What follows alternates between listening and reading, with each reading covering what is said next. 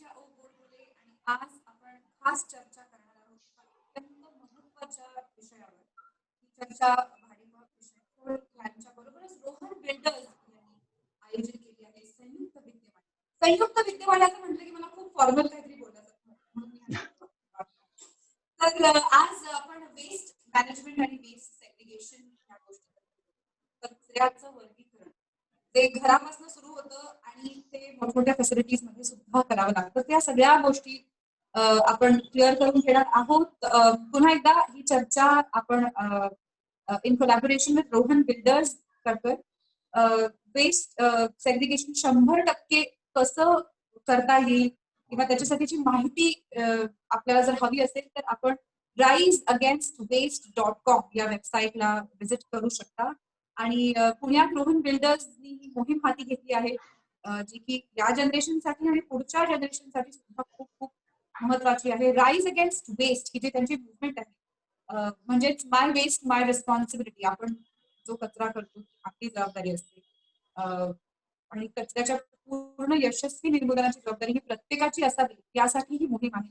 So हा खूप स्तुत्य सगळा कार्यक्रम आहे आणि त्याबद्दल thank you so much Rohan builders. आणि आता आपण आपल्या चर्चेला सुरुवात करूया. आज आपल्या बरोबर आहेत आलोक बोगाटे जे करंटली स्वच्छ कोऑपरेटिव्ह जे गार्बेज पिकर्स कोऑपरेटिव्ह आहे पुण्याचं. ज्याच्याबद्दल तुम्ही नक्की ऐकलं असेल. ऐकलं नसलं तरी स्वच्छचा प्लस असलेल्या बऱ्याचशा शेड्स आणि कचऱ्याच्या कार्ड्स तुम्ही हिरव्या रंगाच्या तुम्ही पुण्यात बघितल्या असतील. तर हे जे स्वच्छ कोऑपरेटिव्ह आहे त्याचे आता हेड ऑफ ऑपरेशन ते आता आहेत ते काम करतायत. 5 पेक्षा जास्त वर्षांचा वर्क एक्सपिरियन्स आहे as a consultant to state and city administration on the sector of solid waste management, जो की खूप मोठा आणि खूप खोल विषय आहे.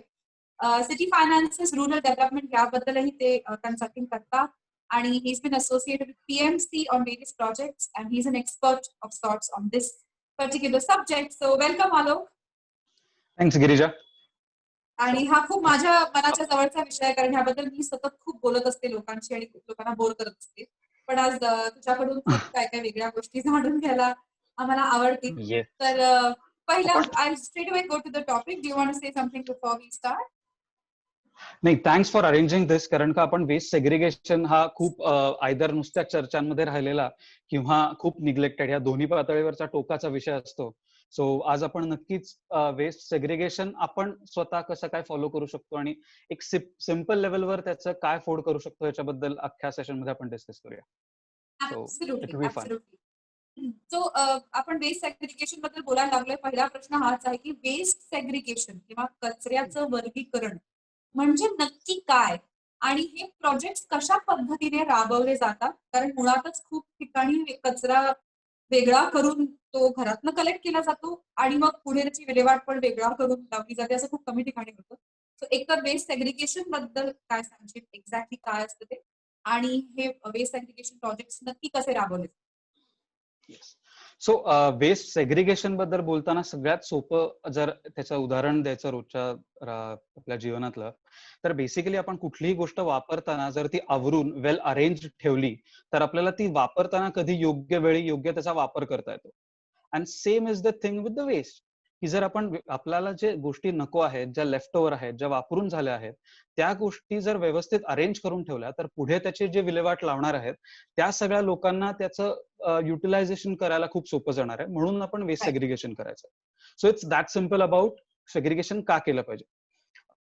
सेकंड थिंग, वेस्ट सेग्रिगेशन म्हणजे काय असं आपण बघितलं तर कचऱ्याचं वर्गीकरण प्रामुख्याने आपण तीन वेगवेगळ्या विभागांमध्ये केलं जातं. एकतर ओला कचरा, सुका कचरा आणि डोमेस्टिक हॅझार्डस वेस्ट की ज्याच्यात ट्यूबलाइट्स पासून औषधं किंवा सेल्स किंवा अशा गोष्टी येतात, प्लस त्याच्यात सॅनिटरी वेस्ट येतं. सो या 3 प्रकारात आपण बेसिकली वेस्ट सेग्रिगेशन झालं पाहिजे असं आपण नेहमी म्हणत येतो. आपला प्रश्न होता की वेस्ट सेग्रिगेशन आणि मग त्याच्या प्रोजेक्ट बद्दल बोलायला. सो आता कसं आहे की आपण बेसिक वेस्ट सेग्रिगेशन बद्दल हे 3 आपण केले पाहिजे आणि त्याच्यातनं पुढे त्याचे काय ऍडव्हान्टेजेस होतात हे आपण कंटिन्युअसली बोलत राहतो. पण आता जसा तुमचा पहिला प्रश्नच खूप सुंदर आहे की याच्या प्रोजेक्ट मधलं रूपांतर कसं होतं. सो मी काही आता प्रॅक्टिकली पुण्यात जे आता स्वच्छ बरोबर प्रोजेक्ट चालले आहेत, स्वच्छ आणि पुणे म्युनिसिपल कॉर्पोरेशनचे, त्याची उदाहरणं देत वेस्ट सेग्रिगेशनचा पुढे वेस्ट डिस्पोजलला फायदा कसा होतो हे सांगतो. आता पुणे म्युनिसिपल कॉर्पोरेशनच्या अंडर आणि स्वच्छच्या लिडरशिपनी आता आपण काय करतोय, तर आपण 4 प्रकारचे वेगवेगळे वेस्ट च्या बद्दलचे प्रोजेक्ट करतोय. फॉर एक्झाम्पल इन सिटू कंपोस्टिंगचं असेल, की आपला कचरा आपल्याच घरी जिरवला पाहिजे किंवा आपल्या नेबरहुड मध्ये जिरवला पाहिजे. जिथे तू गिरीजा चालू केलंस, की आपला कचरा आपली जबाबदारी. ह्याच हेतूने आपण ह्या सगळ्याकडे आपण जास्त करून बघतो. चल फर्स्ट एनलिस्ट आणि मग आपण डिटेल्स मध्ये बोलूच. आता स्वच्छ बरोबर आपण एक waste composting in situ composting बद्दल काम करतो. त्याच प्रकारे आपण वी कलेक्ट नावाचं एक सेंटर चालवतो. सो ह्याच्यात काय संदर्भ आहे, की आपण कुठल्याही रिसायकलेबल रियुजेबल ज्या गोष्टी असतील त्या कुठेतरी कचऱ्यात पडून आणि finally the end of on a landfill. So ते कुठेतरी लँडफिलवर जाऊन पडण्यापेक्षा आपण जर त्याला कुठेतरी एक चॅनल निर्माण करून दिला, जेणेकरून लोक ते एका चॅनल थ्रू कलेक्ट करतील आणि त्याचं पुढे आपण एक काय म्हणता येईल, एक शॉपिंग स्टॉल सारखं होतं, प्लस ते रिसायकलिंगला पण जातं. सो आपण सर्क्युलर इकॉनॉमी किंवा 3R हे कुठेतरी रिसर्च वर्क मध्ये राहून जाण्यापेक्षा आपण त्याचा आता अशा प्रकारे वेगवेगळ्या प्रॅक्टिकल इम्प्लिमेंटेशन करायचा प्रयत्न करतो. सो एक ते वी कलेक्टचं झालं. Third is the simple thing of red dot campaign. म्हणजे कधी कधी आपण इतकी सोपी गोष्ट असते पण आपल्याला ती माहिती नसते म्हणून तरी राहून जाते किंवा आपण त्याच्यावर फोकस देत नाही म्हणून राहून जाते. सो रेड डॉट कॅम्पेन काय आहे, तर आपल्याकडचं सॅनिटरी वेस्ट, मग ते सॅनिटरी नॅपकिन्स असतील, डायपर्स असतील, ते आपल्या घरातनं बाहेर जाताना ते एका कागदात गुंडाळून त्याच्यावर रेड डॉट करून दिले पाहिजे. आता ह्याच्यात कुठलेही रिसोर्सेस आपण वेगळे काही वापरत नाहीये, घरातल्याच असलेल्या गोष्टी वापरतोय. याचा फायदा पण एवढ्या प्रमाणात जास्त मोठा होतो, की ज्यात जे कचरा वेचक ते हाताळणार आहेत त्या सगळ्यांच्या हेल्थवरचा त्याचा इतका पॉझिटिव्ह परिणाम दिसायला लागतो लगेच. सो हे आपण एक सिम्पल वेस्ट सेग्रिगेशन मधले प्रोजेक्ट आपण आता करतोय. The fourth part is EPR. आता जे गव्हर्नमेंट काय म्हणतात त्याला आपण प्रमोटेड गोष्ट आहे, extended producers responsibility. So extended producers रिस्पॉन्सिबिलिटीच्या अंडर आता आपण प्रत्येक जणांच माहितीये की लेज वगैरेची जी पाकिट असतात तिला आपण मल्टीलेअर्ड प्लास्टिक म्हणतो. सो या सगळ्याला देर इज नो रिसायकलिंग, त्याला मार्केट नाहीये. म्हणजे आपण जर सगळ्याच गोष्टी मार्केट ड्रिव्हन आहेत असं म्हटलं तर त्याला पुढे मार्केट नाहीये. सो ते ITC या कंपनी बरोबर स्वच्छ आणि पुणे म्युनिसिपल कॉर्पोरेशन काय करतं, तर ते त्याला एक मार्केट निर्माण करून दिलंय आणि त्या MLP पासनं पुढे जाऊन त्याचे जे आपण फुटपाथ वगैरेवर बेंचेस वगैरे बघतो तर त्या सगळ्या बेंचेस बनवणं चालू होतं. So these are the various projects which have been undertaken. आता या प्रोजेक्ट्स मधनं आपण काय करतोय, तर आपण बेसिकली प्रत्येक जे काय टाईप ऑफ वेस्ट आहे त्याला कुठेतरी एंड सायकल प्रोव्हाइड करण्याचा प्रयत्न करतोय. सो कुठल्याही म्हणजे आपण जसं सोप्या भाषेत म्हणतो की कुठल्याही गोष्टीला जर भाव मिळाला, त्याचं मोल मिळालं तर त्याची इकॉनॉमी चालू होते. सो आज MLP ला इतके दिवस जर कुठे काही त्याला पैसेच मिळत नव्हते तर मग ते कोण उचलणार, का उचलणार, त्याचं वेगळं आपण का कसं करणार. आणि घरातनं देताना तुम्ही वेगळं केलं, जसं तुम्ही मगाशी म्हणालात की काही प्रमाणात तो परत पुढे मिक्स होण्याचे चान्सेस असतात. सो ते सगळं होत गेलं. पण आज जर आपण छोट्या प्रमाणात त्याचे इंडिव्हिज्युअल त्या वेस्ट टाईपचे आपण मार्केट्स ओपन केले तर ती आपोआप आपण एक सायकल जनरेट करणार आहोत, ज्या प्रकारे it goes from first generator to the end user. So this is what we are trying to do if we are talking about waste segregation as a project. So to summarize and to simplify, मला समजलंय आतापर्यंत बोललेलं तसं की basically गुंता करून दिला तर तो landfill मध्ये जाणार आणि वेगवेगळं करून दिलं तर प्रत्येक एलिमेंटला पुढे मार्ग त्याचे सुरू होतील. त्याचा काहीतरी उपयोग एकतर होईल किंवा मग ते जिथे एक्झॅक्टली पोहोचायला हवं. आता फॉर एक्झाम्पल ई-वेस्ट बऱ्याचशा कंपनीजना असं मॅन्डेट आहे, आता त्याच्या टेक्निकॅलिटीज मला माहित नाही. तुम्ही प्रोड्यूस केलेल्या इलेक्ट्रॉनिक्स मधले बरेचसे पार्ट्स तुम्हाला परत स्वतःकडे यावे लागतात किंवा त्याच्यासाठी त्यांचे वेगवेगळे चॅनल्स आहेत. So SWaCH I think also is tied up with many such people. So ते ई-वेस्ट जर त्यांच्यापर्यंतच पोहोचलं तर त्याचा योग्य तो पुढे वापर केला जाऊ शकतो. Instead of it landing in a landfill जिथे बऱ्याचशा बाकीच्या गोष्टींचेही धोके असतात, कारण त्याच्यात हेवी मेटल्स असतात, त्याच्यात लेड असतं, बऱ्याचशा गोष्टी ऍसिड्स असतात आणि ते ग्राउंड वॉटर पोल्यूट करतात. सो अशा वेगवेगळ्या गोष्टींना सुरुवात होते. सो बेसिकली आपला मुद्दा हा आहे की आपल्याला लँडफिल मध्ये जाऊ द्यायचा नाहीये कचरा, as less is possible. Okay great. हा यू वर सेइंग. नाही, that's the one step solution. You simplified it a lot की आपल्याला लँडफिल मध्ये जाऊ द्यायचा नाही. आणि मग त्याकरताची फर्स्ट स्टेप काय आहे, तर मी घरच्या घरी सेग्रिगेट करतो. जेणेकरून जो माझ्याकडनं कचरा घ्यायला येतोय तो योग्य चॅनलला पुढे देत राहील आणि तो देताना त्याच्या हेल्थवर पण काही परिणाम नको व्हायला, याची पण जबाबदारी आपण ऍज अ जनरेटर नक्कीच करेक्ट. घेतली पाहिजे. Correct. So while you were saying this, I think Red Dot is a very important campaign. माझी इनफॅक्ट स्वच्छ मधल्या सुचिस्मिता यांच्याशी ओळख झाली कारण रेड डॉट कॅम्पेन बद्दल आम्ही बोलत राईट. होतो आणि मी खूप वेहमेंटली बोलत होते आणि रेड डॉट कॅम्पेन बद्दल चांगलं वाईट दोन्ही बोललं जातं. सो बऱ्याचशा इको क्रुसेडर्स जे स्वतःला म्हणतात त्यांचं असं म्हणणं असतं की Y red dot stop using disposable sanitary napkins in the first place. तर मला असं वाटतं की no, a problem doesn't have one such solution. It has a long-term solution, which is to ideally go towards, not using disposable sanitary napkins. But the solution right now also is that आता वापरताय ना तर मग किमान प्लास्टिकच्या पिशवीपेक्षा ते कागदाच्या पिशवीत रेड डॉट करून करा. सो करेक्ट, हजार्डस गोष्टींबद्दल आपण बोलत होतो and you were going to. So hazardous गोष्टींचं पण तेच आहे. आता फॉर एक्झाम्पल आपण ज्या आपल्याकडे ह्या सगळ्या गोष्टींचा इश्यू कुठे येतो की जिथे त्याच्या हाताळणीबद्दल आपण बोललं जातं. So what we do is की आपण त्या गोष्टी सगळ्या कचऱ्यामध्ये मिक्स करतो. आता फॉर एक्झाम्पल जर तुम्ही सॅनिटरी नॅपकिन जसं आपण बोलत होतो किंवा डायपर्स बोलत होतो की एका वेगळ्या पद्धतीने जर कलेक्ट केले तर ते पुढे जाऊन आपण एकत्र कलेक्ट करू शकतो. म्हणजे फक्त सॅनिटरी नॅपकिनसाठी वेगळी बॅग करून ते पुढे लँडफिलला जाऊ शकतात आणि मग त्याचं काय करायचं ते आपण पुढे करू शकतो. Similarly for domestic hazardous waste, आता इट वॉज एक डिमांड होती की आपण आपल्या पुणे शहरातल्या एकंदर ट्यूबलाइट्स किंवा या सगळ्या जे इनर्ट मटेरियल आहे त्या सगळ्याचं आपण काय करू शकतो. एक आपण लक्षात घेतलं पाहिजे की हे अशा प्रकारचं जे डोमेस्टिक हॅझार्डस वेस्ट आहे त्याला पुढे मार्केट नाहीये. So it is not recyclable और it is basically our responsibility as a corporation और as a government agency to dispose it of in a scientific way. So मग त्यावेळेला आपण वेगवेगळ्या चॅनल्स ऍज अ ओपन केले पाहिजेत. So for example पीएमसीनी स्वच्छ बरोबर एक वी कलेक्ट मध्ये जाता आम्ही नवीन ट्यूबलाइट्स घ्यायला लागलोय. So it cost something. म्हणजे आता समजा जर आपण घरगुती याच्यावर विचार करतोय पण तेच जर आपण मोठ्या कमर्शियल इस्टॅब्लिशमेंटचा विचार केला तर वर्षभरात किंवा 6 महिन्यातच त्यांच्याकडे किती ट्यूबलाइट्सचा साठा होतो. आणि सो तो सगळा जर क्वांटिटी ऑफ वेस्ट वाईज बघायला गेलं तर इट्स सो ह्यूज की आपल्याला आणि ते डायरेक्टली कुठे दिसतं आपण लँडफिलवर गेलो तरच दिसतो. Because it is generating in small parcels in the city आणि ते एकत्र करून आपल्याला डायरेक्ट तिकडेच लक्षात येतं. So that's where it comes from की तुम्ही त्या गोष्टींसाठी पण चॅनल्स आहेत. आणि इट इज एक दुसरी ह्याच्यातली गोष्ट अशी आहे की लोकांना कुठे जायचं हे माहिती नसतं. सो फॉर एक्झाम्पल आता पुणे शहरात जर बघितलं तर आपल्याकडे स्वच्छची हेल्पलाईन आहे, आपल्याकडे पीएमसीचे वॉर्ड ऑफिसेस मध्ये आपण हेल्पलाईन फोन करून सांगू शकतो. या दोन्ही ठिकाणी आपण करू शकतो. सिमिलरली ऍज फार ऍज आय नो आपण जेवढी काही महाराष्ट्रातली वेगवेगळी शहरं आहेत त्या सगळ्यांकडेच कोण ना कोणीतरी कचरावेचक संघटना काम करत असतात. अंडर स्वच्छ भारत मिशन हे सगळे एनरोल्ड आहेत. तिकडे प्रत्येकाचं स्केल स्कोप हा वेगवेगळा असेल पण प्रत्येक ठिकाणी शॉर्ट पार्सल्स मध्ये ही लोक काम करत आहेत. प्लस म्युन्सिपल कॉर्पोरेशन्स आणि नगरपालिका त्याच्यात आहेतच. सो आपल्याला हे योग्य चॅनल वापरणं, आपण जेवढे जागृत होऊ तेवढंच आपण ते सर्च करायला जाऊ. मला वाटते आपली जबाबदारी आहे, माहिती काढणं मुळात ही आपली जबाबदारी. पण खूपदा आपल्याला असं ऐकू येतं की अरे पण आम्हाला माहितच नाही, अरे पण आम्ही पब्लिसिटी नाहीच करू शकत ना तुमच्यापर्यंत, नाही तर मग आम्ही वेगवेगळ्या प्रकारच्या धंद्यात असतो.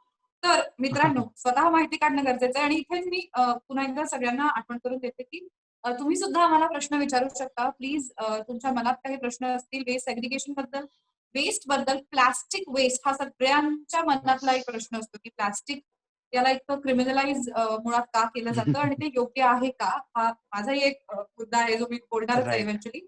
पण तुमचे जे मुद्दे असतील ते सांगा. अनिकेत देव यांनी एक फार इंटरेस्टिंग प्रश्न विचारलाय. त्यांचं असं म्हणणं आहे की हा सगळा वेस्ट आपण गोळा करून गॅस कंपन्यांना रॉ मटेरियल म्हणून देऊ शकतो का. तर मला असं वाटतं हा प्रश्न तिथून येतोय कारण बऱ्याच गेल्या दिवसांमध्ये वेस्ट पासून तयार होणारं फ्युएल आणि प्लास्टिक पासून तयार होणारं फ्युएल आणि ह्या सगळ्याबद्दल आणि त्याच्याबद्दल सुद्धा प्लास्टिक जाळायचं का आणि मग ते नाही जाळायचं म्हणजे फ्युएलच्या रूपात का होईना पण ते खूप वेगवेगळी मतं आहेत. So I would love to know. Yes. So आता आपण वेस्ट टू फ्युएल या हिशोबात जर आपण बोलायचं झालं तर याच्यातला पहिला सगळ्यात क्रूड गोष्ट आहे ती म्हणजे RDF, रिफ्यूज डिराइव्ड फ्युएल. याच्यात आपण काय करतो तर जो काय आपला ड्राय वेस्ट असतो त्याची कॅलोरिफिक व्हॅल्यू ज्याला जास्त असेल अशा सगळ्या प्रकारचं श्रेडिंग करतो. Shredding Right. करून म्हणजे आपण त्याच्या छोट्या 4 mm च्या साईज मध्ये करतो, त्याचं बेलिंग करतो, ते सगळं एकत्र आपण बॉक्स बनवतो, विटा जशा बनवतो तसं आपण हम्म. त्याच्या बनवतो आणि डायरेक्टली आपण सिमेंट किल्न्सला विकतो. म्हणजे हो. हे असे बरेच शहरं करतात. That's a kind of Correct. Centralise processing. So त्याच्यानी आता ह्या ह्याच्यात काय आहे की त्याची कॅलोरिफिक व्हॅल्यू किती, ते जळल्यानंतर जसं तुम्ही म्हणालात की तेवढं त्याचं पोल्युशन किती होणार आहे आणि हीट किती जनरेट होणार आहे, हा Correct. कॉन्स्टंटली रिसर्चचाच टॉपिक होऊन जातो. So Right. त्याच्यानंतर व्हॉट गव्हर्नमेंट डज इज त्याच्यात रेग्युलेशन आणतं की तुमचं कॅलोरिफिक व्हॅल्यू एक सर्टन अमाऊंटची झाली, मग त्याच्यात तुम्हाला काही बाकीच्या गोष्टी जर मिक्स करायला लागल्या वाईल मेकिंग दोज ब्रिक्स तरी चालेल, पण ती कॅलोरिफिक व्हॅल्यू एक सर्टन अमाऊंटची झाल्यावरच तुम्ही या फ्युएल म्हणून वापरू शकता. दॅट्स वन वापरू पार्ट. शकता. द सेकंड पार्ट इज त्याच्यातनं ऑइल जनरेशन असतं. पण हे सगळे प्लांट ना आजतागायत इंडियामध्ये एवढे सस्टेन नाही झालेत. याचं एक मेजर कारण होतं की सेग्रिगेशन लेवल्स. कारण का हा कुठलाही प्लांट आहे तो मोस्टली आपण ड्राय वेस्ट वर चालतो. हा ह्याच्यात Correct. जेवढं साधारणतः तुमचं 20% वरती जर तुमचं वेट वेस्टचं त्यात प्रमाण गेलं तर ते मशिनरी त्याला सपोर्ट नाही करत आणि मग तुमच्या क्वालिटीज रिड्यूस होतात, कार्बन कॉन्टेंट वाढतो आणि that's where the system fails. आणि मग त्याच्यातल्या आता आणि म्हणजे दॅट्स द रिझन की ते सस्टेन कधीच होऊ शकलं नाही. द सेकंड पार्ट इज आपल्याकडे एन्व्हायरमेंटल नॉर्म्स आणि हे सगळं बघता किंवा आपण क्लायमेट चेंजवर आता काम करत असताना ते करण्याची गरज आहे का, हा एक आपल्याकडचा दुसरा हा. प्रश्न येतो. की Correct. जर तुम्हाला Correct. रिसायकल मार्केट आहे, बाकीच्या देशांमध्ये रिसायकलेबलचं मार्केट नाहीये. म्हणजे मला ह्याच्यात एक नेहमी उदाहरण द्यायला आवडतं की आपण भारतीय संस्कृतीमधनं बोहारीण ह्या शब्दापासून आपण सगळे विषय केलेला आहे. सो कचऱ्याची विल्हेवाट कशी लावायची ही इट वॉज इम्बाइब्ड इन अस, की मग Correct. बोहारीण असते, मग तिला आपण जुने कपडे द्यायचो, मग केव्हा आपण त्या प्लास्टिकच्या पिशव्या जपून ठेवायचो आणि मग ते रद्दीत विकायचो. सो धीज छोटे छोटे मार्केट्स आहेत ना की ज्याच्यावर लोकांचे एम्प्लॉयमेंट पण आहे, ते आपल्याकडे आहेत ऍक्च्युअली. तर हे असताना अख्खा तो कचरा ट्रान्सपोर्ट करून एका सेंट्रलाइज फॅसिलिटीवर न्यायचा, तिकडे त्याचे फ्युएल्स बनवायचे आणि which is so much cost intensive आणि परत एन्व्हायरमेंटल हजार्डस, ते करण्याची Correct. आपल्याला गरज नाही असं माझं मत आहे. Right. Right. विश्वास बडे असं विचारतात की घरातल्या ग्लास, शेविंग ब्लेड्स अशा प्रकारच्या ज्या गोष्टी असतात त्यांचं काय करायचं? It's a very okay. Important question. Yes.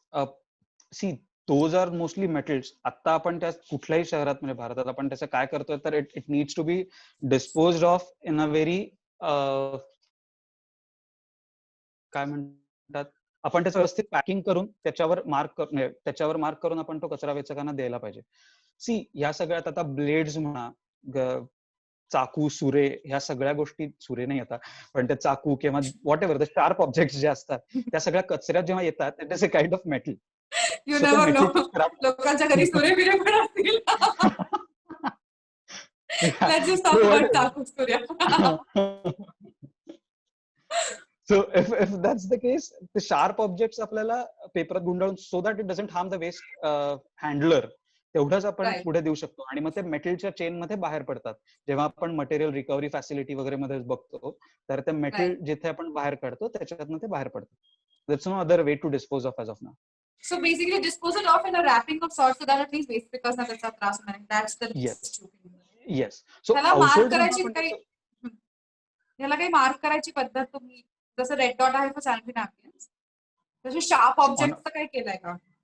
it's on a paperwork term it should be marked in a red cross, त्याला domestic hazard, but it is not, ते कुठेच होत नाही आता. So I won't मग use the jargon. असे episode होतात का की जिथे काचतेमुळे किंवा ब्लेड्समुळे हात कापले जातात किंवा असं सतत होत असतं? बिलकुल बिलकुल.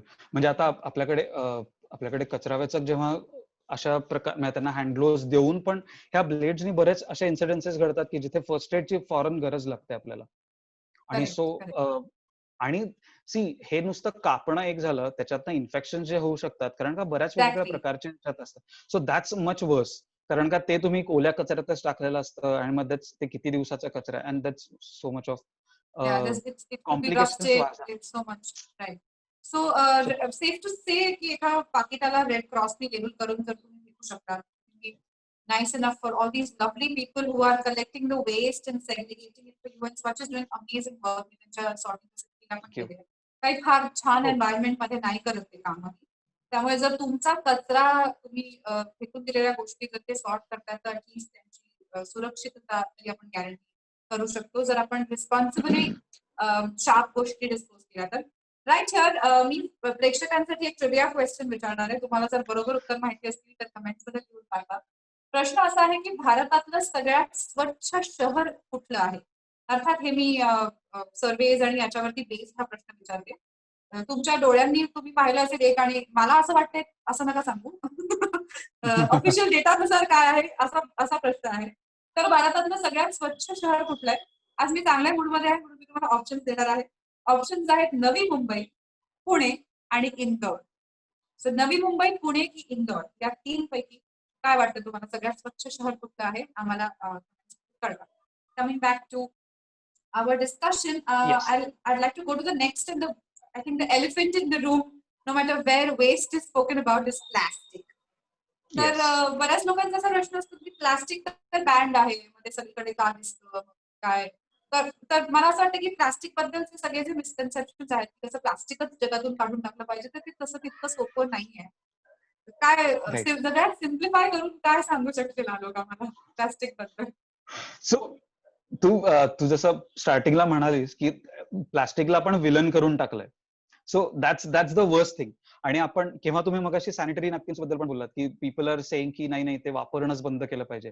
सी, आत्ताच्या काळात लोकांना सोपे ऑप्शन्स दिले पाहिजेत तर हे आपण सगळं करू शकू.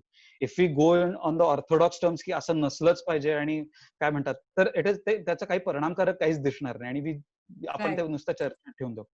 प्लास्टिक बॅन हा एक सगळ्यात गमतीदार विषय खरं तर. कारण का प्लास्टिक बॅन जेव्हा झालं आणि वी ऑल नो की आपलं plastic is always market driven object. त्याची कॉस्ट कमी आहे, त्याची ड्युरेबिलिटी आहे अँड ऑल दोज थिंग्स. त्याच्यामुळे ते प्लास्टिक जास्तीत जास्त आपण वाढवत गेलो. प्लास्टिक बॅन जेव्हा झाला तेव्हा सगळे आपल्यासारखे एन्व्हायरमेंटलिस्ट वर सो हॅपी, कारण का तो वन अम्ब्रेला बॅन होता. त्यांनी झालं काय म्हणजे आपल्या रोजच्या जीवनात आपण अगदी बघायला गेलो तर फार सुजाता मस्तानीचं पॅकिंग बदललं 10 दिवसात. म्हणजे दॅट्स द बेसिक. आपण जे व्हिज्युअली आपल्याला दिसतं प्लास्टिक बॅनचा असर कुठे झाला तर मी माझी काय म्हणतात आईस्क्रीम आणायला जातो तिथे पण स्ट्रॉच्या ऐवजी मला वुडन स्ट्रॉ दिसायला लागले. मी दुकानात जायला लागलो तर तिकडे मला क्लॉथ बॅग्स दिसायला लागल्या. क्लॉथ बॅग आधी मला पैसे नव्हते पडत, आता मला ती 5 रुपयाला साधी ती बॅग मिळते. सो बेसिकली त्या तेवढ्या 2-3 महिन्यात व्हॉट वॉज होपफुल वॉज की ऑप्शन्स आहेत हे लोकांना पटलं. Few more people started joining us who say की आपण प्लास्टिक बंदच केलं पाहिजे वापरणं, की त्यांना कळलं. सो पण एका लिमिट नंतर आता जर तुम्हाला प्लास्टिक दिसतंय त्याचं कारण एवढंच आहे की त्या प्लास्टिक बॅनला बरेच अमेंडमेंट्स देत गेले पुढे सेंट्रली. आणि त्याच्यात एवढंच आलं की 50 मायक्रॉनच्या खालती जर पिशव्या असतील तर त्या बॅन असल्या पाहिजेत. आणि द बेस्ट वर्ड आपण जो वापरतो जुगाड. सो आपण 51 मायक्रॉनच्या पिशव्या करून विकायला लागलो. सो आपल्याला ते प्लास्टिक दिसतंय. It's that lame. So what is आपल्या हातात काय आहे तर आपण ह्या ज्या सिंगल यूज प्लास्टिक आहेत. सी, सो यू सेड की सिम्प्लिफाय थिंग्स. आता काय आपल्याकडे काय आहे प्लास्टिक चुकीचं काय आहे. फॉर एक्झाम्पल एक चमचा तुम्ही वापरला तो चमचा फेकून दिला, एक डिश तुम्ही वापरली फेकून दिली. प्रॉब्लेम कुठे येतो जर एखादी छोटी गोष्ट असेल तर ती कलेक्ट करणंच अवघड जातं. आणि आज आपल्यासारख्या पॉप्युलेशन हेवी देशांमध्ये किंवा एरियामध्ये कुठे पुण्यात पण काय 40-45 लाखाचं पॉप्युलेशन, दिवसाचा आपण 2000 मेट्रिक टन कचरा जनरेट करतोय आपण सगळे मिळून. सो हे जेव्हा छोटे छोटे वेगवेगळ्या वस्तू एकत्र येतात प्लास्टिक म्हणून, तेव्हा त्याचं पुढे कलेक्शन करणारं कोणीच नसतं. So what is wrong is single use plastic. What is wrong is कुठली गोष्ट, मग ते प्लास्टिक असो म्हणजे काय म्हणतात हार्ड प्लास्टिक असो, थिन प्लास्टिक असो, की ज्याचं पुढे आपल्याला माहितीये की ते डिस्पोज ऑफ होणार नाहीये, त्याचं पुढे काहीच यूज होणार नाहीये. आणि माझ्याकडे ऍज अ इंडिव्हिज्युअल माझ्याकडे ऑप्शन आहे, तर ते माहिती असताना पण ती गोष्ट वापरणं आणि कचरा निर्माण करणं. सो प्लास्टिक पेक्षा मीच जास्त विलन आहे, कारण का मला माहिती असून मी तो ऑप्शन घेत नाही.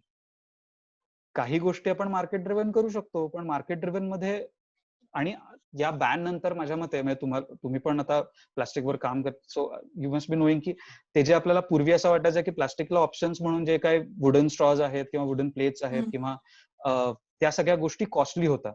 पण आता जर आपण मार्केटमध्ये बघितलं तर त्याची पण कॉस्ट रिड्यूस झाली आहे with all the technological interventions, mass production आहे.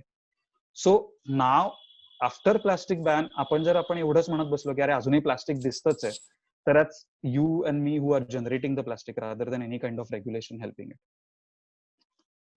So that's my probable answer. Single use plastic हा फार महत्वाचा मुद्दा आहे आणि आपल्याला माहित असून आपण ते वापरतो हा त्याहूनही महत्वाचा राईट, मुद्दा आहे. म्हणजे राईट. बऱ्याचदा असं वाचण्यात येतं ना, की घरातून पाण्याची बाटली भरून घेऊन जाता येतेच, पण वाटेत मिळेल ना मिनरल वॉटरची बाटली. राईट. असा जो विचार होतो ना, हा कठीण आहे.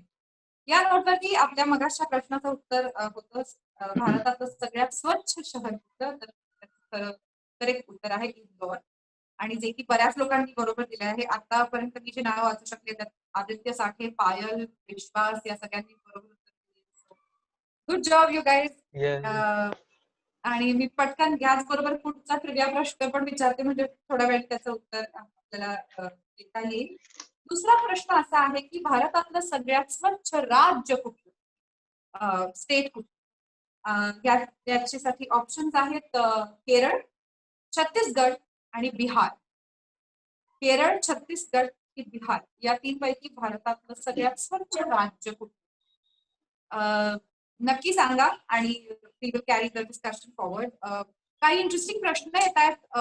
एक प्रश्न असा होता की आशिष यांनी हा प्रश्न विचारला आहे. 5 टियर सेग्रिगेशन पुण्यात कुठे होतं का? आणि होत असल्यास कसं ते हाऊ डू डू इट आणि एखाद्या सोसायटीला करायचं असतं तर काय त्याच्यासाठी करता येईल? मला वाटतं हा प्रश्न जरा कॉम्प्लिकेटेड आहे कारण एका सोसायटीने हो. 5 टियर सेग्रिगेशन करून होणार नाहीये काही. Uh, Alok will be a better person to talk. मी हा नाही, पण म्हणजे मी विचार करतोय की याचं उत्तर कसं द्यायचं की कुठे होतं का? सो आय थिंक आशिष आता आपण पुण्यात जर बघितलं तर I will be frank enough की हे कुठे एका ठिकाणी म्हणून होत नाही. पण 5 टियर सेग्रिगेशन किंवा ही जी कन्सेप्ट आहे ती वेगवेगळ्या मगाशी मी जे एनलिस्ट करत होतो त्या सगळ्या छोट्या-छोट्या प्रोजेक्ट्स मधनं होते. So we intend to do that, but it is not as of practically possible to do in any point of time आता. So पण त्या वेगवेगळ्या प्रोजेक्ट्स मधनं म्हणजे काही औंधमध्ये वेगळे प्रोजेक्ट चालतात, हडपसरला वेगळे प्रोजेक्ट चालतात. So across the city multiple जे प्रोजेक्ट चालतात त्या प्रोजेक्टचं outcome is a 5 tier segregation. पण अख्ख्या एका औंधमध्ये और एका क्षेत्रीय कार्यालयात असं होतं का? एक सोसायटी करते का? तर त्याचं उत्तर नाही असं आहे. On this note may be Girija मला आता सगळ्यांनाच असं अपील करायला आवडेल की स्वच्छ बरोबर आपण वेस्ट ट्रेल्स करू शकतो. म्हणजे जर कोणाला बघायचं असेल की मी कचरा निर्माण केल्यानंतर त्या कचऱ्याचं पुढे काय होत जातं. So if you get connected with Swachh we take you on a trail की जिथे प्रत्येक वेस्ट सेग्रिगेशन केल्यानंतर प्रत्येक एका प्रोडक्टचं प्रोसेसिंग म्हणजे काय काय होत जातं. सो ते ज्यांना इंटरेस्ट असेल they can connect with us on helpline और वेबसाईट आणि मग ते त्यांना बघता येईल. म्हणजे 5 टियर सेग्रिगेशनचं मे बी एका सोसायटीत शक्य नाहीये पण 5 टियर म्हणजे काय आणि त्याचं पुढे काय होतं ह्या ट्रेल मधनं नक्कीच समजू शकेल. Correct correct. Very interesting. मला मगाशी आपण वेस्ट पिकर्सच्या सेफ्टी बद्दल बोलत होतो. जस्ट बिफोर दॅट विश्वास बडे यांनी आत्ताच एक प्रश्न विचारलाय अबाउट आपण प्लास्टिकचे पेवर ब्लॉक्स बनवू शकतो का? आय थिंक त्याचं उत्तर मगाशी आपण बोलता हो. बोलता दिलं आहे की ते स्टँडर्ड प्रॅक्टिस प्रमाणे त्याच्या ब्रिक्स करून त्या सिमेंट फॅक्टरीजना या जातात आणि तसं नाही त्याचं सॉरी पण पेवर blocks may be is a different पेवर आयडिया. ब्लॉक्स येस पेवर ब्लॉक्स आपण येस विश्वास आपण पेवर ब्लॉक्स बनवू शकतो. त्याचं त्यांनी काही पर्सेंटेजेस करण्याचा पण प्रयत्न केला. म्हणजे सेंट्रली पण दे सेड की आपण जेव्हा रोड प्रोजेक्ट्स म्हणजे रोड डिपार्टमेंट मधनं जेव्हा रोड प्रोजेक्ट्स येतात तर त्याच्यात प्लास्टिक पेलेट्स म्हणजे आपण कुठलेही प्लास्टिक क्लीन झाल्यानंतर त्याचे छोटे छोटे पेलेट्स बनवतो. 2 mm चे 3 mm चे गोळे असतात प्लास्टिकचे आणि त्याचं आपण जेव्हा मिक्सचर करतो कॉन्क्रीटमध्ये त्याच्यात आपण ते करू शकतो. फ्यू ऑफ द रिसर्चर्स से की ह्या सगळ्यामुळे इलॅस्टिसिटी वाढते आणि ड्युराबिलिटी वाढते रोडची.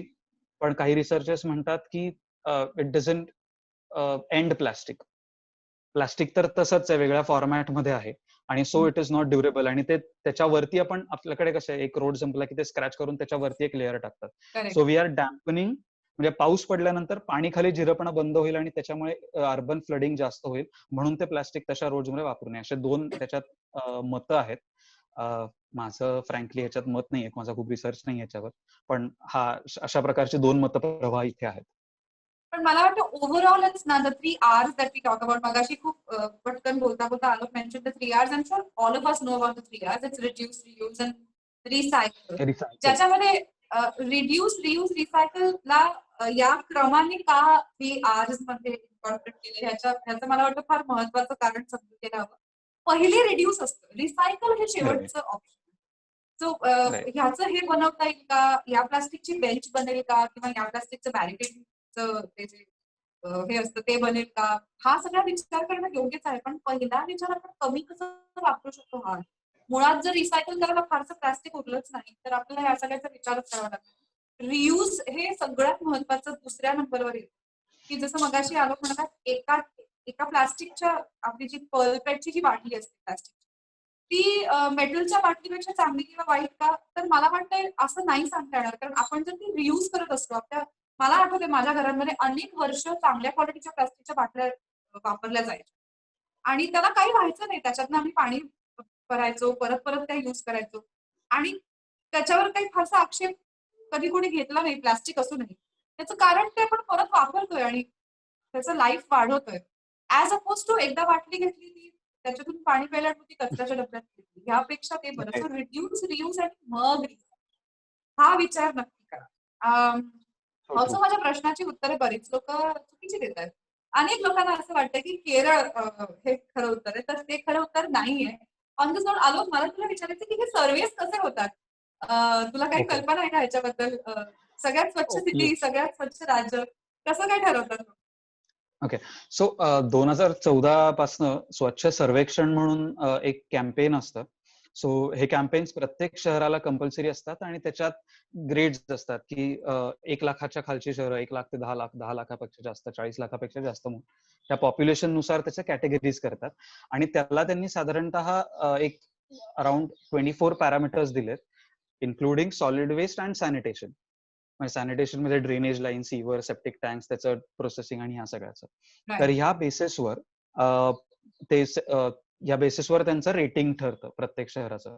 आणि गिरीशाचं इंटरेस्टिंग काय माहितीये का, की 2014 पासनं ही योजना जेव्हा 2014ला चालू झाली तेव्हा ती टोटली बेस्ड ऑन पेपर्स होती. म्हणजे शहरांनी सबमिट करायचं की माझ्याकडे कलेक्शन होतं, माझ्याकडे प्रोसेसिंग होतं आणि त्याच्यावरनं त्यांना रेटिंग मिळायचं. पण आता स्वच्छ सर्वेक्षण 2021 असं म्हणतात, कारण का ते जानेवारीत घडतं. म्हणजे ऍक्च्युअल जे लोक असेसमेंटला येतात ते जानेवारीत होतं. स्वच्छ सर्वेक्षण 2021.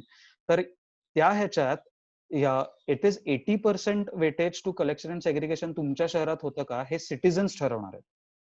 सो ही सिस्टीम पण गव्हर्नमेंट कशी इव्हॉल्व्ह करते बघ, की पहिल्यांदा इतकी 5 वर्ष शहरांना दिली की आम्ही तुम्हाला या पॅरामीटर्सवर करणार आहोत, तुम्ही करत जा आणि त्याचे डॉक्युमेंट्स देत जा. But going ahead we are totally going into citizen engagement. आज मी म्हणून ठरवायचं की माझं शहर स्वच्छ आहे का नाहीये. म्हणजे मगाशी तू इंदोरचं उत्तर दिलंस. इंदोर इज कन्सिस्टंटली तिसऱ्यांदा, if I am not wrong, का चौथ्यांदा नंबर 1, चौथ्यांदा. सो चौथ्यांदा इट्स नंबर 1 आलेला आहे. So it's kind of canvassing तिकडच्या लोकांचं की मला माझं शहर स्वच्छच ठेवलं पाहिजे, मी लिटरिंग नाही करणार.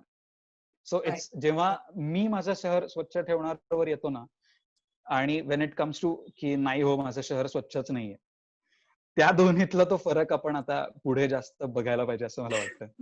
That's very well put. That's amazing. आपण हे खूप करतो. इकडे उघडत असतो, आता राहू दे, काहीच करूया नको.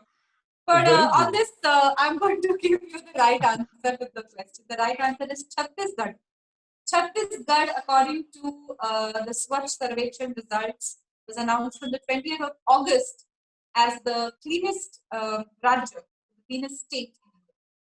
And the states of Madhya Pradesh and Maharashtra Maharashtra and Madhya Pradesh have achieved the second and third ranks. Maharashtra second, Madhya Pradesh third. On this, I'm going to quickly ask you the last trivia question, and I'm going to come back to you, Alok. I need answers on a few things, but very quick, कारण we have 10 minutes left. मला असं विचारायचं होतं की मी काही गोष्टींची नावं सांगते, साधारण अंदाज ह्यांना डिकम्पोज व्हायला किती वेळ लागतो. Right here, I would like to immediately highlight the fact that आपण सगळ्या गोष्टी ज्या बायोडिग्रेडेबल म्हणतो, बायोडिग्रेडेबल हा खूप महान आणि चांगला शब्द झाला. So let me tell you, biodegradable सगळं असतं, प्लास्टिक सुद्धा. प्रश्न हा आहे की त्याला किती वर्ष लागतात बायोडिग्रेड व्हायला. आपल्याला काय शब्द महत्वाचा करायचा आहे, डिकम्पोज. आत्ता त्याचं विघटन व्हायला इमिजिएटली. सो बायोडिग्रेड किंवा decompose, whatever you choose to call it, ह्या खालील गोष्टी किती काळ लागतो ह्यांना कम्प्लिटली ह्यांचं विघटन व्हायला. Let's use that word. संत्र्याचं साल, दुधाचं कार्टन, प्लास्टिकची बाटली आणि सिगरेटचं सिगरेट बाटली. So orange peel which is संत्र्याचं साल, मिल्क कार्टन विच इज तुमचा टेट्रा पॅक दुधाचा, प्लास्टिकची बाटली तुमची पाण्याची प्लास्टिकची बाटली, मिनरल वॉटरची, आणि सिगरेट बाटली. या सगळ्या गोष्टी प्रत्येकी साधारण कधी डिकम्पोज होतात, काय काळ लागतो त्यांना बघा, तुम्हाला जमतंय का? And with that interesting. मला पटकन सांग हा. आलोक, लॉकडाऊन मध्ये आय नो दिस, कारण मी सुद्धा या कॅम्पेनला माझ्या परीने थोडा सपोर्ट केला होता. नक्कीच. वेस्ट स्पीकर्सना बऱ्याच अडचणींना तोंड द्यावं लागलं. तुम्ही how did you manage that? कारण प्रत्येक घरातनं there was a lot of biohazards waste coming out, specially mask आणि वेगवेगळ्या प्रकारच्या गोष्टी. वी डिडंट नो कुठल्या घरात कोविड पेशंट्स आहेत, कुठल्या घरात नाही. वेस्ट तर सगळ्यांचा एकत्रच होतोय. So the waste pickers have to go through a lot of these things which could risk them, put their health at risk. तर काय तुम्ही कसं मॅनेज केलं, काय केलं? ओके, सो आपण दोन ह्याच्यावरून बोलूया. एक तर आपण जेव्हा लॉकडाऊन आणि ह्या सगळ्याबद्दल बोलत होतो, म्हणजे जेव्हा कोविड आलं तेव्हा इट वॉज फर्स्ट तर भीती होती सगळ्यांना की अरे आता आपण कोणाकडे जायचं, कसं वावरायचं, जेव्हा अख्खी सगळं शहर घरात बसलंय. आपल्याला तेव्हाच बाहेर जाऊन या आपल्या ज्या रोजच्या सर्व्हिसेस आहेत ते प्रोव्हाइड करायचे. So there were trainings through medical agencies जे आपण सगळ्या कचरा वेचकांची घेतली, टू टेल देम की what to do, what not to do. पूर्वी तुम्ही घाम येतो म्हणून पीपीई कमी वापरतोय, जास्त वापरतोय, हे व्हॉट एव्हर कारण त्यावेळेला चालत होती, आता ह्याच्या पुढे चालणार नाही. तुम्हाला कन्सिस्टंटली पीपीई वापरूनच काम करायला लागेल. तर then and then only your safe. So that was the basic part. Second part, it was like की म्हणजे भाडीपं किंवा तुम्ही पण आता जे आपण डोनेशन कॅम्पेन्सला वेगवेगळ्या प्रकारे सपोर्ट केला. So that was the next part की आपल्याला असं लक्षात आलं की आपल्याला दर महिन्याला पीपीई लोकांना आता प्रोव्हाइड करावे लागणार आहे. आणि आता ही आपले 3,500 जर कुटुंब आहे सगळ्यांचं, सगळ्या कचरा वेचक आम्ही सगळे. सो ह्या सगळ्यांना आपण दर महिन्याला mask, hand gloves, face shield, त्या बरोबरीनं आपण डिटर्जंट्स त्यांना दिले, कारण का घरी जाऊन रोजचे त्यांनी त्यांचे कपडे धुवून आणि हा सगळा प्रकार आपण प्रमोट करावा म्हणून आपण त्यावेळेला टाईड किंवा ह्या सगळ्यांना ते प्रोव्हाइड केले. So that was a task, that was a new thing की अचानक हा पॅन्डेमिक आल्यानंतर आपल्याला जे काही सिस्टम चेंजेस करायला लागतात. So that was how we try to support waste speakers. The second part was also about की आपण एक प्रयत्न केला की जेवढ्या डोनेशन्स आणि त्याच्यानुसार आपण राशन वाटप केला. कारण का गिरीजा, आपण हे पण लक्षात घेतलं पाहिजे की जसे लोकही घरी बसले होते, त्यांचे काही कॉस्ट इकॉनॉमीवर काही भार पडला, त्याचप्रमाणे लोकांनी युज चार्जेस पण लोकांना कचरा वेचकांना दिले नाही. सो त्याच्याबद्दल पण आम्हाला थोडा काही प्रकार करायला लागला. आणि थर्ड विच इज इंटरेस्टिंग, हे सगळं घडत असताना जेव्हा लॉकडाऊन मध्ये आपण बॅरिकेड्स लावले, आपण पत्रे बांधले, यावेळेला कोणीच फारसा विचार केला नाही की आतला कचरा कसा आणणार. सो लिटरली काही आमच्याकडे फोटोज आहेत की जिथे लोकांनी त्या 40-40 किलोच्या बादल्या रोज त्या बॅरिकेड वरनं उचलून टाकायच्या.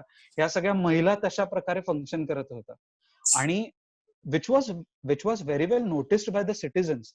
So this was so amazing to see की या 15 ऑगस्टला बऱ्याच ठिकाणी सोसायटीमध्ये झेंडावंदन करायला या कचरा वेचकांना बोलवण्यात आलं. So this was kind of response which citizens give. आणि सो त्याच्याने तू किती स्वतःला मोटिवेट करू शकतो विचार करणं, ह्या सगळ्या लोकांना आपण कशा प्रकारे मोटिवेट करू शकतो. So that was so good to see की नागरिकांनी स्वतःहून पुढाकार घेऊन या लोकांना मदत केली, त्यांना अॅक्नॉलेज केलं. So that was a positive part of it. माझा अजून एक छोटासा प्रश्न आहे, पण मला वाटतं आपल्याकडे खूप कमी वेळ उरलाय. हाऊसिंग सोसायटीज मध्ये कशा प्रकारच्या स्मॉल स्केल प्रोजेक्ट्स बद्दल आपण विचार करू शकतो, रिसायकलिंग, कॉम्पोस्टिंग. तर मला वाटतं स्वच्छ हाऊसिंग सोसायटीज मध्ये कॉम्पोस्टिंग करायची जबाबदारी घेतात. तुमच्या प्रत्येकाच्या घरातनं वेट वेस्ट कलेक्ट करून त्या सोसायटीमध्ये कॉम्पोस्टिंग तुम्हाला करून देतात, कॉम्पोस्ट पण तयार करून देतात. ह्याची सगळी माहिती तुम्ही स्वच्छ सगळ्या विविध प्लॅटफॉर्म्स वरती मिळवू शकता. आणि you can get in touch with them for more माहिती. And somebody was asking about home composting. तर तुम्ही जर if you're following me or if you're following स्वच्छ, आम्ही सगळे पोस्ट करतच असतो. मी होम कॉम्पोस्टिंग बद्दल खूप पोस्ट करत असते. तुम्हाला किट्स कुठे मिळतील, तुम्ही घरी पेट पॉकेट्स मध्ये कसे किट्स बनवू शकता वगैरे अशी खूप माहिती असते. फॉलो मी, फॉलो भाडीपा, फॉलो स्वच्छ, and you will know all these things. एकदा तुम्ही thanks to all the algorithms अशा प्रकारच्या लोकांना फॉलो करायला लागतात की तुम्हाला सगळे सजेशन पण तसे येत जातात. आणि असंख्य असंख्य गोष्टी ओपन होतात आणि तुम्हाला बरीच माहिती मिळू शकते. On this I think we have to wrap this discussion up. मला अजून बरंच काही काही विचारायला आवडलं असतं, but maybe some other time we do another such Definitely. Session with you Alok. Societies बद्दल विषय सुरू होता. I love to thank Rohan builders again, because तुम्ही एखाद्या अशा सोसायटीमध्ये राहत असाल जिथे बिल्डर्सनीच ही रिस्पॉन्सिबिलिटी घेतली आहे की आपण वेस्ट मिनिमाइज करणार आहोत, तर मग अजून काय हवं. So thank you so much Rohan Builders for helping us organize this chat as well, and for good luck for the campaign Rise Against Waste, which is obviously my waste, my responsibility. Do log on to www.riseagainstwaste.com. माहिती सगळी comments मध्ये सुद्धा आहे, and find out more about what Rohan Builders is doing about waste segregation. So Alok, thank you so much for joining. Thank you. And Yes. for all the amazing things that you have enlightened us with. And we will definitely come back to you with more questions. You can also find Alok on, I think, social media platforms. Yes. Bombard him with questions if you like, all of you all. Thank you so much for Definitely. watching. And thank Yes. you so much for taking interest in such an important topic. And Bhadipa, good job, just as you. Thanks, Padipa. Yes.